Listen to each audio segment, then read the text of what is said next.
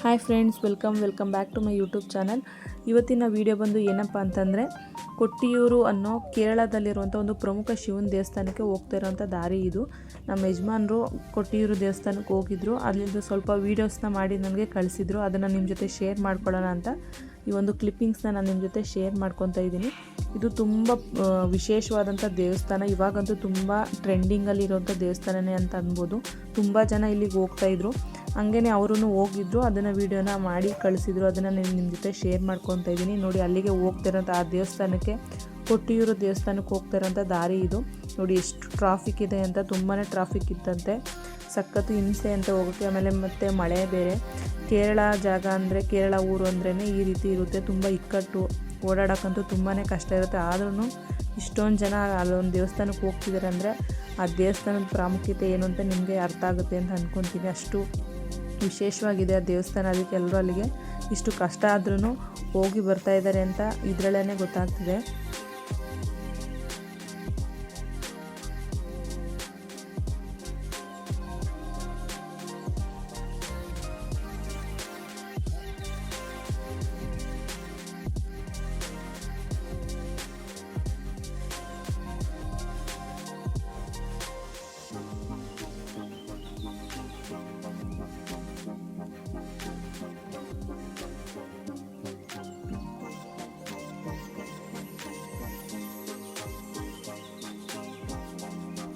ಈ ಕೊಟ್ಟಿಯೂರು ದೇವಸ್ಥಾನ ಕಣ್ಣೂರಿನಿಂದ ಒಂದು 60 ಕಿಲೋಮೀಟ್ರ್ ದೂರ ಆಗುತ್ತಂತೆ.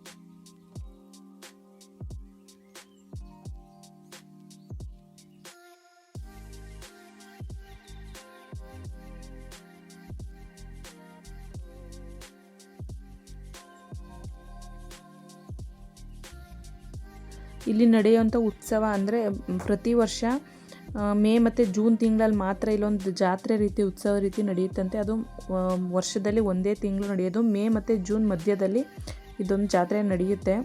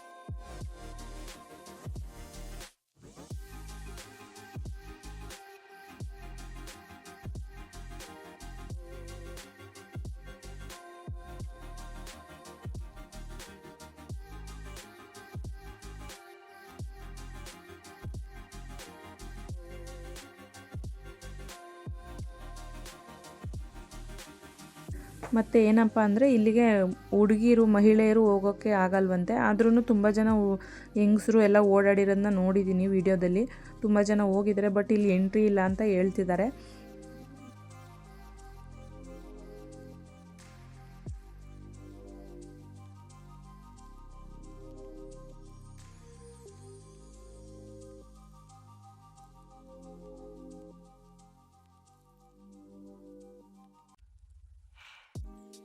ಮತ್ತು ಇಲ್ಲಿ ಒಂದು ಕಲ್ಲನ್ನ ಇನ್ನೊಂದು ಕಲ್ಲಿಗೆ ಉಜ್ಜಿದ್ರೆ ಇಲ್ಲಿ ಗಂಧ ಬರುತ್ತಂತೆ. ಆ ಗಂಧನ ಎಲ್ಲರೂ ಹಣೆಗೆ ಇಟ್ಕೊಂಡು ದೇವಸ್ಥಾನಕ್ಕೆ ಹೋಗ್ತಾರಂತೆ. ಇಲ್ಲಿ ಎಷ್ಟು ವಿಶೇಷತೆ ಅಲ್ವಾ.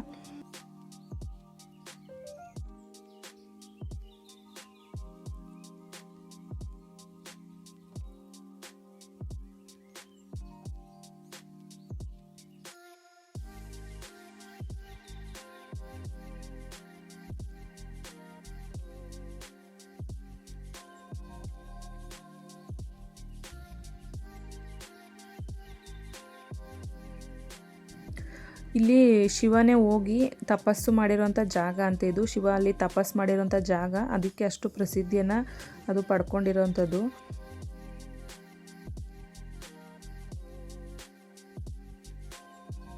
ಇಲ್ಲಿಗೆ ಹೋಗೋರು ಆದಷ್ಟು ಬೆಳಗಿನ ಜಾವ ಬೇಗ ಒಂದು 7 ಗಂಟೆ 6 ಗಂಟೆ ಅಷ್ಟರಲ್ಲಿ ಹೋದ್ರೇ ಒಳ್ಳೇದಿಲ್ಲ ಅಂದರೆ ತುಂಬ ರಶ್ ಇರುತ್ತಂತೆ. ಕ್ಯೂ ಸಿಸ್ಟಮ್ ಇರೋದ್ರಿಂದ ಹೋಗೋಕ್ಕೆ ಸ್ವಲ್ಪ ಹಿಂಸೆ ಆಗುತ್ತೆ. ದೇವ್ರನ್ನ ನೋಡೋದು ದರ್ಶನ ಮಾಡೋದು ತುಂಬ ಲೇಟ್ ಆಗುತ್ತೆ. ಅದಕ್ಕೆ ಆದಷ್ಟು ಹೋಗೋರು ಸ್ವಲ್ಪ ಬೇಗನೆ ಹೋಗೋದು ಒಳ್ಳೆಯದು ಅಂದ್ಕೊತೀನಿ.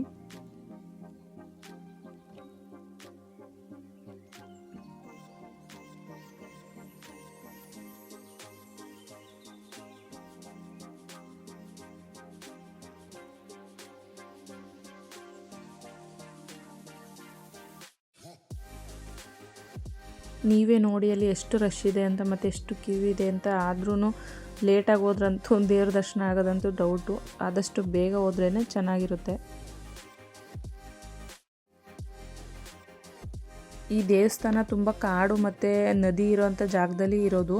ತುಂಬಾ ಸೂಪರಾಗಿದೆ, ನೋಡೋಕ್ಕಂತೂ ಸಖತ್ತಾಗಿದೆ ದೇವಸ್ಥಾನ. ಅಷ್ಟು ಜನ ಸೇರಿದ್ದಾರೆ ಅಲ್ಲಿ, ಅಷ್ಟು ಜನ ಹೋಗ್ತಿದ್ದಾರೆ. ಇವಾಗಂತೂ ತುಂಬ ಟ್ರೆಂಡಿಂಗಲ್ಲೈತೆ ಇದು.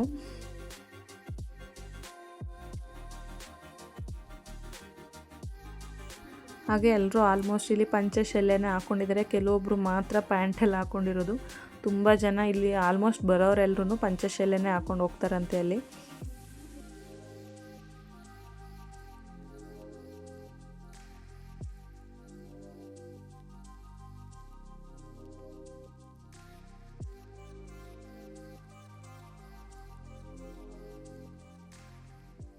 ನೋಡಿ, ಯಾರಾದರೂ ಹೋಗಿಲ್ಲ ಅಂದರೆ ಹೋಗಿ ನೋಡ್ಕೊಂಡು ಬನ್ನಿ. ಹತ್ರದಲ್ಲಿ ಇರೋರು, ತುಂಬ ದೂರ ಇರೋರು ಆಗಲ್ಲ ಹೋಗೋಕ್ಕೆ. 4ನೇ ತಾರೀಕು ಅಷ್ಟರಲ್ಲಿ ಕ್ಲೋಸ್ ಆಗುತ್ತಂತೆ. ಹತ್ರದಲ್ಲಿ ಯಾರಾದರೂ ಇದ್ದರೆ ಹೋಗಿ ನೋಡ್ಕೊಂಡು ಬನ್ನಿ. ತುಂಬಾ ಚೆನ್ನಾಗಿದೆ ದೇವಸ್ಥಾನ.